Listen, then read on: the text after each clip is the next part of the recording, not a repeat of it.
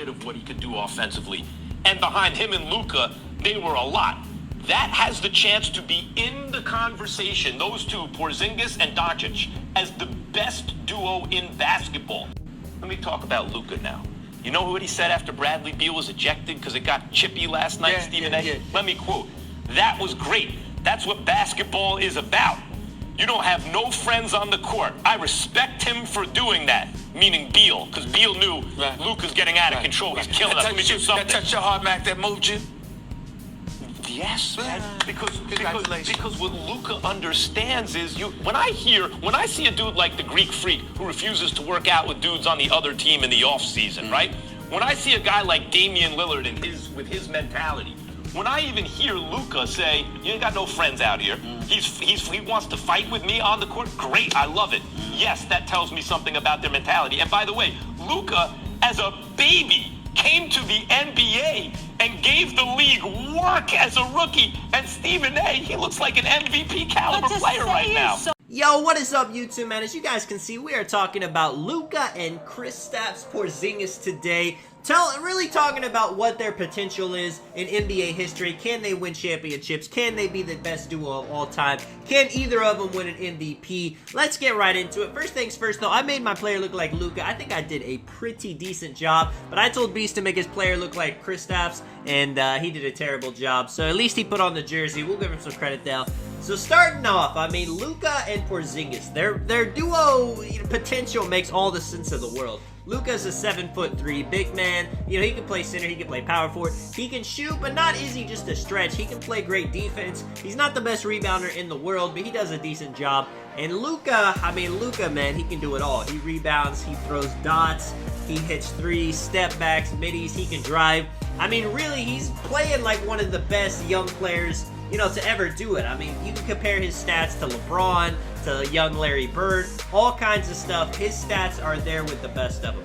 Porzingis has had decent stats and pretty good stats, but he's been injured. He hasn't been playing like the greatest big man in NBA history, like Luka has at some times, but still pretty decently. So what it's going to come down to is mainly Porzingis' health. He actually, this last season was kind of iffy. He wasn't really healthy. He hasn't really played a whole healthy season in a while. And he's a big man. He's 7'3". Any big man is going to have injury worries, especially if they get injured once, if they tear their LCL, if they have any kind of lower body injuries. It's just going to be something that's always lingering. Yao Ming was a great big man, but injuries kind of cut his career short. Now, there are also other big men that can come back from the injuries and play like they never happened. So that's what we got to hope with Porzingis. Porzingis is still young.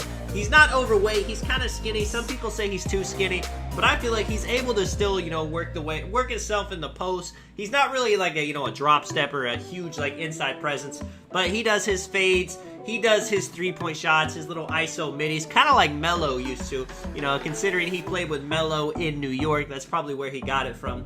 But if Kristaps can just stay healthy, and he doesn't even have to be the best big man to ever play. Honestly, if he could be like a 20 and 10 kind of play, center, power forward, whatever you want to call him, it doesn't really matter in today's NBA. But if he could provide something like that, provide spacing for Luka, and, be a great defender, he's got to be able to protect the paint, which he does. Being tall helps. He's able to get blocks.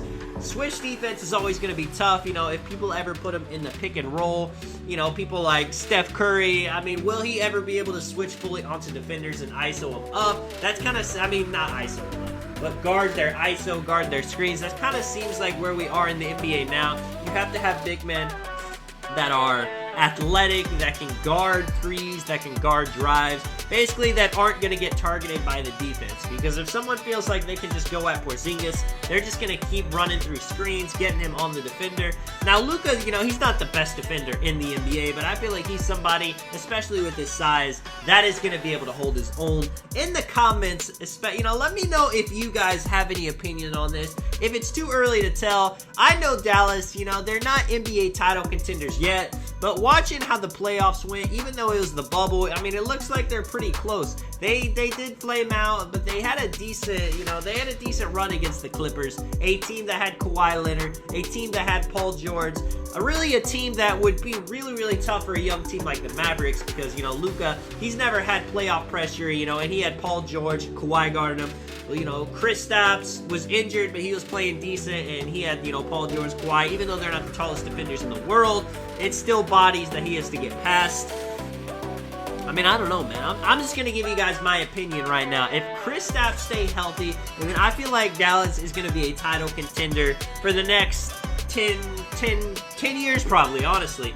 I mean, they're both pretty young. Dallas is never a team that's afraid of going all in. You already know Rick Carlisle is one of the best coaches in the NBA. And Mark Cuban, if he feels like he's got a chance for a title, he's going to get the pieces around them. And he's going to get them players that's going to fit them. It's really going to come down to them. I feel like Luka is going to do his thing. He had moments in the playoffs. You know, he hit that buzzer beater.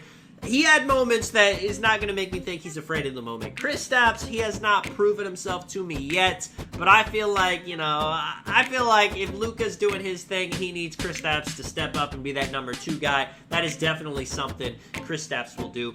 Other than that, man, let's get into the little bit of 2K gameplay now. We are going up against Strap Demon and Strap ISO. If you guys want to know too, I'm using my mid-range playmaker for my Luka build. It's actually a pretty decent build for this, you know. I wish it would be taller. Luka's more like 6'8". This mid-range playmaker is 6'6", as I grab a rebound right there. Off a terrible miss. Shoot it. Green.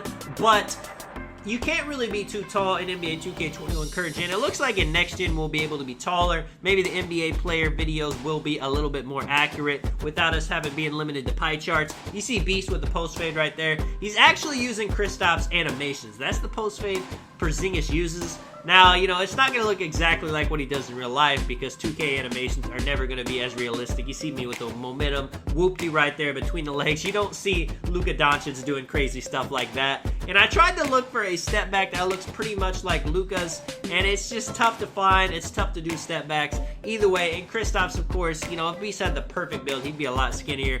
He's max weight burly on this build, so if Kristaps ends up looking like this, you know, a 7'3", 300-pound shooting center, it probably would not be the greatest thing in the world because then he would really be immobile on defense. But anyway, man, 10-0. You see me stepping it back. Just all kinds of spins. I'm just trying to do some crazy stuff. I shoot a fade right there. I was trying to make it look good for the video. Unfortunately, I missed. This Luka build is not the best for shooting. I mean, I can hit it wide open and I can hit that shot a decent amount, but if I was a playmaking shot creator, of course, that would have been a lot more efficient of a shot. You see right there, 12-0. I mean, their name is Strap, but they are not strapping up. It is a terrible look for them. You see, I hit this man with the back door. I always got to throw that at least once in my gameplays because people really be playing high. Like, I try to go get the ball from my center, and he is right on top of me. I just need some space, man. I'm just trying to chill. I'm dressed as Luka. I'm trying to get a gameplay. Let us inbound the ball, and usually if you hit them with the back door, they're going to be a lot less likely to play up on you like that. Now, Beast right here, like I said, Porzingis does ISO in the mid-range, not really like with post spins and backing people down, but he basically just works for a midi pop, what would I call it, like post fade, post hop shot. A lot of people would consider that bad basketball now. As you guys know, most people are looking for a 3 or a dunk.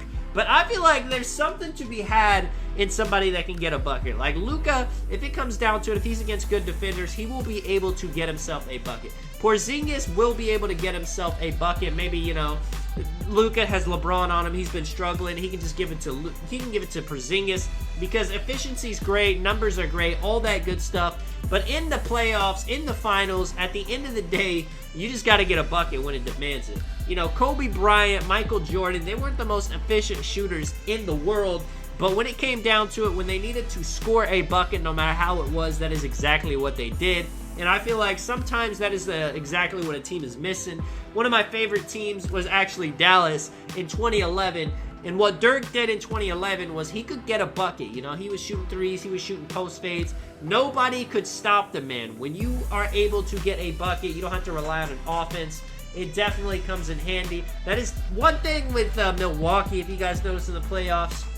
When they play against a really good defensive team and shut, you know, Giannis down, it kind of makes it tough for them. You see, man, I'm just looking good out there, hitting the threes.